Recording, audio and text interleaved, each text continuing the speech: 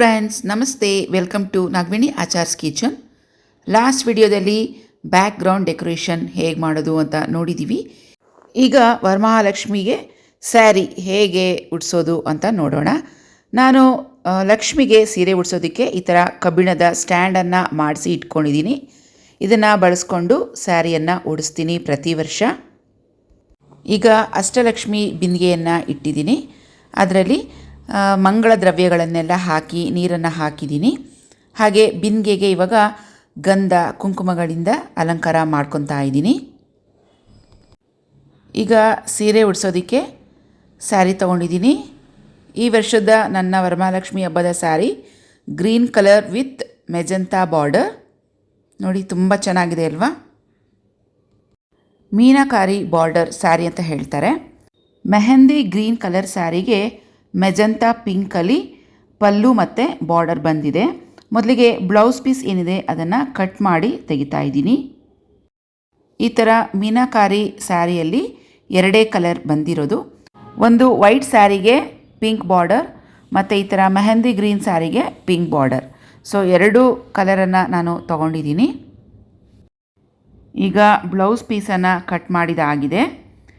ಸೀರೆಯನ್ನು ನೆರಿಗೆಗಳಾಗಿ ಇಟ್ಕೋಬೇಕು. ನೋಡಿ, ಈಗ ನಾನು ತೋರಿಸ್ತಾ ಇದ್ದೀನಲ್ವ, ಆ ಥರ ಫುಲ್ ಸ್ಯಾರಿ ಫ್ರಿಲ್ಸನ್ನು ಇಟ್ಕೊಬೇಕು. ಇಬ್ಬರಿದ್ದರೆ ತುಂಬ ಈಸಿಯಾಗಿ ಫ್ರಿಲ್ಸನ್ನು ಇಟ್ಕೋಬೋದು. ಒಬ್ಬರ ಕೈಲೇ ಆದರೆ ಸ್ವಲ್ಪ ಕಷ್ಟ ಆಗುತ್ತೆ, ಆದರೆ ಪರವಾಗಿಲ್ಲ, ಒಬ್ಬರೇ ಆದರೂ ಮಾಡ್ಬೋದು. ಸ್ವಲ್ಪ ನಿಧಾನ ಆಗುತ್ತೆ. ಈ ಥರ ಒಂದೊಂದೇ ಫ್ರಿಲ್ಸ್, ಎಲ್ಲ ಫ್ರಿಲ್ಸೂ ಸಮನಾಗಿ ಬರಬೇಕು. ಆ ರೀತಿಯಲ್ಲಿ ಇಟ್ಕೊಳ್ಳೋಣ. ಪಲ್ಲು ಕಡೆಗೆ ಸುಮಾರು 2 ಮೀಟರಷ್ಟು ಬಟ್ಟೆನ ಬಿಟ್ಟು ಮಿಕ್ಕಿದೆಲ್ಲ ನಾನು ಫ್ರಿಲ್ಸ್ ಆಗಿ ಇಟ್ಕೊಂಡಿದ್ದೀನಿ. ಸ್ಟ್ಯಾಂಡ್ ಸ್ವಲ್ಪ ಹೈಟ್ ಆಗಿದೆ ನಂದು, ಹಾಗಾಗಿ ಸ್ವಲ್ಪ ಬಟ್ಟೆ ಜಾಸ್ತಿ ಬೇಕು ಪಲ್ಲು ಕಡೆಗೆ. 2 ಮೀಟರಷ್ಟು ಬಿಟ್ಟು ಮಿಕ್ಕಿದೆಲ್ಲ ಫ್ರಿಲ್ಸ್ ಹಿಡಿದಿದ್ದಾಗಿದೆ. ಅದನ್ನು ಇವಾಗ 2 ಭಾಗಗಳಾಗಿ, ಅಂದರೆ ಅರ್ಧಕ್ಕೆ ಫೋಲ್ಡ್ ಮಾಡ್ಕೋತೀನಿ ಫ್ರಿಲ್ಸನ್ನು. ಮತ್ತು ಈ ಕಡೆ ಪಲ್ಲು ಸೈಡು ಅಷ್ಟೇ ಬಟ್ಟೆ ಏನಿದೆ ಅದನ್ನು ಅರ್ಧಕ್ಕೆ ಫೋಲ್ಡ್ ಮಾಡಿಕೊಂಡು ಅದನ್ನು ಕೂಡ ಇವಾಗ ಪಲ್ಲು ಫ್ರಿಲ್ಸ್ ತೊಗೊತೀನಿ. ನೆರಿಗೆ ಹಿಡಿದಿರೋದು ಏನಿದೆ ಅದನ್ನು ಒಂದು ಸೈಡ್ಗೆ ಇಟ್ಬಿಡೋಣ. ಈ ಕಡೆ ಪಲ್ಲುನ ನೋಡಿ, ಅರ್ಧ ಫೋಲ್ಡ್ ಏನಿದೆ ಅದನ್ನೇ ಕಂಟಿನ್ಯೂಷನ್ ತೊಗೊಂಡು ಆ ಬಾರ್ಡರ್ ಎಷ್ಟಿದೆಯೋ ಅಷ್ಟು ಅಗಲಕ್ಕೆ ನಾನೀಗ ಫ್ರಿಲ್ಸನ್ನು ತೊಗೊತೀನಿ. ಅರ್ಧ ಮಡಚಿರೋದ್ರಿಂದ 3 ಬರುತ್ತೆ. ಇವಾಗೇನು ಎಲ್ಲರಿಗೂ ಲಕ್ಷ್ಮಿಗೆ ಸೀರೆ ಉಡ್ಸೋದಕ್ಕೆ ಬರುತ್ತೆ. ಎಲ್ಲರೂ ತುಂಬಾ ಚೆನ್ನಾಗಿ ಕಲ್ತ್ಬಿಟ್ಟಿರ್ತೀರ. ಸೊ ವೆರೈಟಿ ಸೀರೆಗಳನ್ನು ಉಡ್ಸೋದನ್ನ ಕಲ್ತಿರ್ತೀರ. ನಾನಂತೂ ಯಾವಾಗಲೂ ಇದೇ ಥರನೇ ಫಾಲೋ ಮಾಡೋದು ಮೊದಲಿಂದನೂ. ಪಲ್ಲು ಏನಿದೆ ಅದು ಫ್ರಿಲ್ಸ್ ತೆಗೆದಿದ್ದಾಗಿದೆ. ಕೈಯಲ್ಲಿ ಈ ರೀತಿಯಾಗಿ ಪ್ರೆಸ್ ಮಾಡಿಕೊಂಡ್ರೆ ಅದು ಕ್ಲೀನಾಗಿ ಹಾಗೆ ಕೂತ್ಕೊಳ್ಳುತ್ತೆ. ಹೊಸ ಸ್ಯಾರಿ ಆಗಿರೋದ್ರಿಂದ ಫೋಲ್ಡಿಂಗ್ ಸ್ವಲ್ಪ ಕಷ್ಟ ಆಗುತ್ತೆ. ಹಾಗಾಗಿ ಕೈನಲ್ಲೇ ಐರನ್ ಮಾಡೋ ರೀತಿಯಲ್ಲಿ ಚೆನ್ನಾಗಿ ಪ್ರೆಸ್ ಮಾಡಿಕೊಂಡು ಪಿನ್ಗಳನ್ನು ಹಾಕಿ ಇಟ್ಬಿಡೋಣ. ಫೋಲ್ಡಿಂಗ್ ಅದು ಹಾಗೇ ಇರುತ್ತೆ, ಬಿಚ್ಚೋಗೋದಿಲ್ಲ. ನೋಡಿ, ಈಗ ಫ್ರಿಲ್ ಹಿಡ್ದಿದ್ದೆಲ್ಲ ಆಗಿದೆ, ರೆಡಿ ಆಯಿತು. ಈಗ ಇದನ್ನು ಸ್ಟ್ಯಾಂಡ್ಗೆ ನಾನು ಯಾವ ರೀತಿ ಉಡಿಸ್ತೀನಿ ಅನ್ನೋದನ್ನ ನಿಮಗೆ ತೋರಿಸ್ತೀನಿ. ನೋಡಿ, ನಾನಿಲ್ಲಿ ಅರ್ಧ ಫೋಲ್ಡ್ ಏನಿದೆ ಫ್ರಿಲ್ಸ್ ಅದಕ್ಕೆ ಸರಿಯಾಗಿ ಒಂದು ದಾರನ ಹಾಕ್ಕೊಂಡು ನೋಡಿ ಈ ರೀತಿಯಾಗಿ ಆ ನೆರಿಗೆಗಳನ್ನು ಸ್ಟ್ಯಾಂಡ್ಗೆ ನಾನು ಆಚ್ ಟೈಪಲ್ಲಿ ಒಂದು ಕಂಬಿಯನ್ನು ಎಕ್ಸ್ಟ್ರಾ ವೆಲ್ಡ್ ಮಾಡಿಸ್ಕೊಂಡಿದ್ದೀನಿ. ಆ ಜಾಗಕ್ಕೆ ನಾನು ಕಟ್ಬಿಡ್ತೀನಿ. ಈ ಫ್ರಿಲ್ಸ್ ಏನಿದೆ ಬಿಚ್ಚೋಗಬಾರ್ದು ಅಂಥೇಳಿ ನಾನು ಎರಡೂ ಕಡೆಗೂ ಸೇಫ್ಟಿ ಪಿನ್ಸ್ ಹಾಕಿ ಟೈಟಾಗಿ ಸೆಕ್ಯೂರ್ ಮಾಡಿ ಇಟ್ಕೊಂಡಿದ್ದೀನಿ. ನೋಡಿ ಈ ರೀತಿಯಾಗಿ ಲಾಸ್ಟಾಗೆ ನಾವು ಅದನ್ನು ಬಿಚ್ಕೋಬೋದು. ಈ ಫುಲ್ ಕಟ್ಟೋವರೆಗೂ ಸೇಫ್ಟಿ ಪಿನ್ಸ್ ಹಾಗೇ ಇರಲಿ. ಈಗ ಫ್ರಿಲ್ಸನ್ನು ಅಡ್ಜಸ್ಟ್ ಮಾಡ್ಕೋಬೇಕು. ಹೈಟ್ ಎಷ್ಟು ಬೇಕೋ ಅಷ್ಟು ನೋಡಿಕೊಂಡು ನಾನು ಕಟ್ತಾ ಇದ್ದೀನಿ. ಈ ಸ್ಯಾರಿ ಸ್ವಲ್ಪ ಲೆಂತ್ ಜಾಸ್ತಿ ಇದೆ, ಹಾಗಾಗಿ ಫ್ರಿಲ್ಸ್ ಏನಿದೆ ಅದು ಕೆಳಗೆ ಟೇಬಲ್ ಮೇಲೆ ಟಚ್ ಆಗ್ತಾ ಇದೆ. ಅದನ್ನು ಇನ್ನೊಂದು ಸ್ವಲ್ಪ ಮೇಲಕ್ಕೆ ಕಟ್ಟೋಣ ಅಂಥೇಳಿ ಮೇಲಕ್ಕೆ ಕಟ್ತಾ ಇದ್ದೀನಿ. ಆ ಫ್ರಿಲ್ಸ್ ಏನಿದೆ ಸ್ವಲ್ಪ ಮೇಲೆ ಕೂತ್ಕೊಂಡ್ರೆ ನೋಡೋದಕ್ಕೆ ತುಂಬಾ ಚೆನ್ನಾಗಿ ಕಾಣುತ್ತೆ. ಒಂದೊಂದು ಸ್ಯಾರಿ ಒಂದೊಂದು ಲೆಂತಲ್ಲಿರುತ್ತೆ. ಸೊ ನೋಡಿಕೊಂಡು ನಾವು ಸ್ಯಾರಿ ಲೆಂತ್ ಪ್ರಕಾರ ಹಾಗೆ ನಮ್ಮ ಸ್ಟ್ಯಾಂಡ್ ಯಾವ ಹೈಟ್ನಲ್ಲಿದೆ ನೋಡಿಕೊಂಡು ಅದನ್ನು ಅಡ್ಜಸ್ಟ್ ಮಾಡಬೇಕು. ಯಾವಾಗಲೂ ಸ್ಯಾರಿ ಫ್ರಿಲ್ಸ್ ಸ್ವಲ್ಪ ಟೇಬಲ್ಗೆ ಲೈಟಾಗಿ ಟಚ್ ಆಗ್ತಿರಬೇಕು. ಹಾಗೆ ನಾವು ಇಟ್ಟರೆ ಅಥವಾ ಉಡ್ಸಿದ್ರೆ ನೋಡೋಕೆ ತುಂಬ ಚೆನ್ನಾಗಿ ಕಾಣುತ್ತೆ.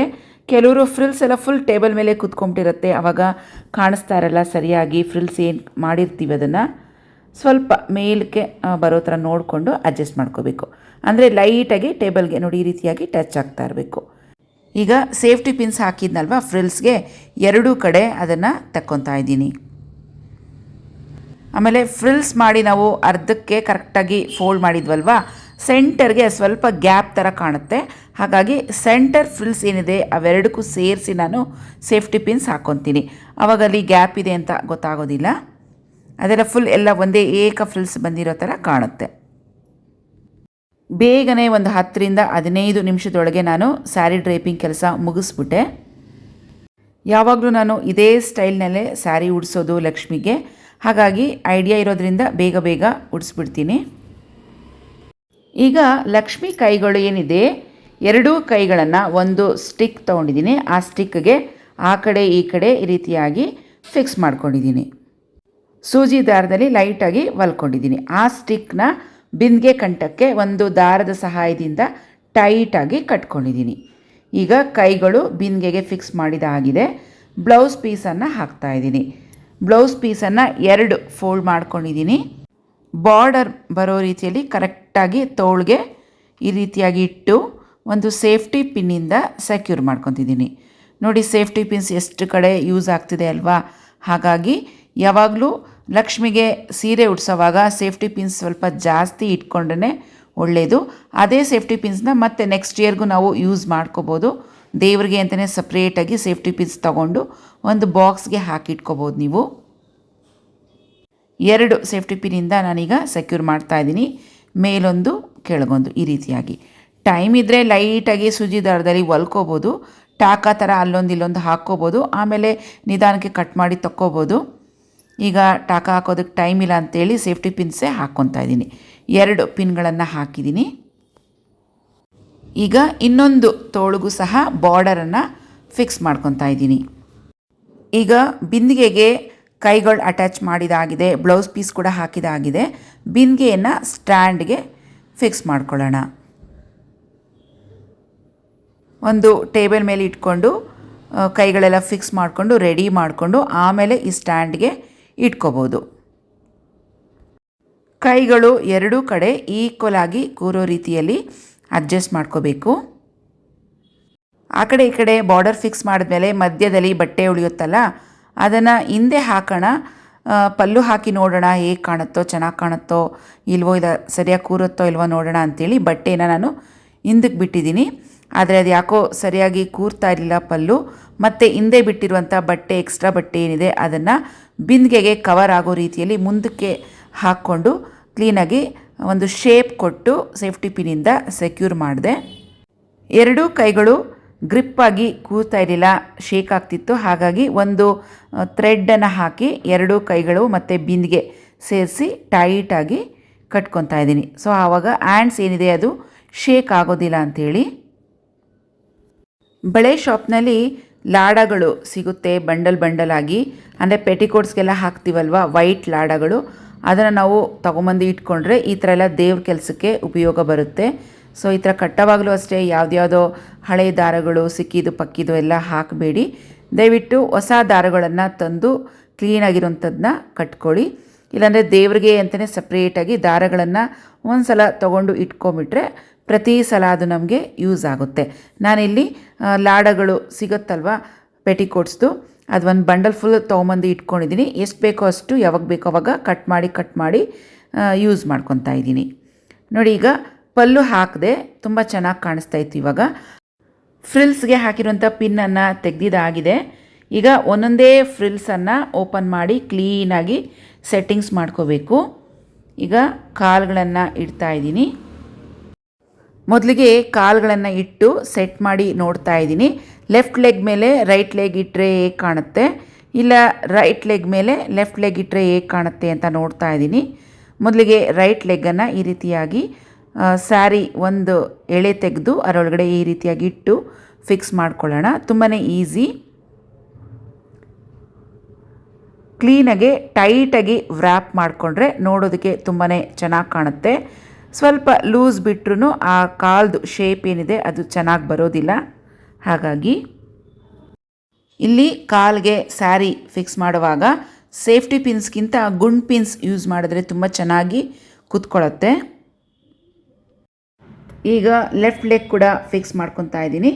ಲಾಸ್ಟ್ ಒಂದು ಎಳೆಯನ್ನು ತೆಗೆದು ಸ್ಯಾರಿದು ಅದರೊಳಗಡೆ ಲೆಫ್ಟ್ ಲೆಗನ್ನು ಇಟ್ಟು ಈ ರೀತಿಯಾಗಿ ಕೆಳಗಿಂದ ಮೇಲಕ್ಕೆ ಫ್ರಿಲ್ ಹೋಗೋ ರೀತಿಯಲ್ಲಿ ವ್ರ್ಯಾಪ್ ಮಾಡ್ಕೊತಾ ಇದ್ದೀನಿ. ನೋಡಿ, ಈ ರೀತಿಯಾಗಿ ನಾನು ಯಾವಾಗಲೂ ಲೆಫ್ಟ್ ಲೆಗ್ ಮೇಲೆ ರೈಟ್ ಲೆಗ್ ಬರೋ ಹಾಗೆಯೇ ಇಡೋದು. ಸೊ ಈ ಸಲ ರೈಟ್ ಲೆಗ್ ಮೇಲೆ ಲೆಫ್ಟ್ ಲೆಗ್ ಇಡೋಣ, ಹೇಗೆ ಕಾಣುತ್ತೆ ಅಂತ ನೋಡ್ತಾ ಇದ್ದೀನಿ. ಅಕಸ್ಮಾತ್ ನನಗೆ ಸೆಟ್ ಆಗಿಲ್ಲ ಅಂತ ಹೇಳಿದ್ರೆ ಲೆಫ್ಟ್ ಲೆಗನ್ನು ಕೆಳಗೆ ಇಳಿಸ್ಬಿಟ್ಟು ರೈಟ್ ಲೆಗನ್ನು ಆ ಲೆಫ್ಟ್ ಲೆಗ್ ಮೇಲೆ ಇಟ್ಕೋತೀನಿ. ಸೊ ಇದೆಲ್ಲ ನಮ್ಮ ಇಷ್ಟ, ನಮ್ಗೆ ಯಾವ ಥರ ಬೇಕೋ ಆ ರೀತಿಯಾಗಿ ಇಡ್ಬೋದು. ಇದೇ ಥರನೇ ಇಡಬೇಕು, ಅದೇ ಥರನೇ ಇಡಬೇಕು ಅಂತ ಏನಿಲ್ಲ. ಲಕ್ಷ್ಮಿ ಅಲಂಕಾರ ಪ್ರಿಯಳಂತೆ. ಹಾಗಾಗಿ ಲಕ್ಷ್ಮಿಗೆ ನಾವು ಎಷ್ಟು ಅಲಂಕಾರ ಮಾಡಿದ್ರೂ ಆ ತಾಯಿ ಬೇಡ ಅನ್ನಲ್ವಂತೆ.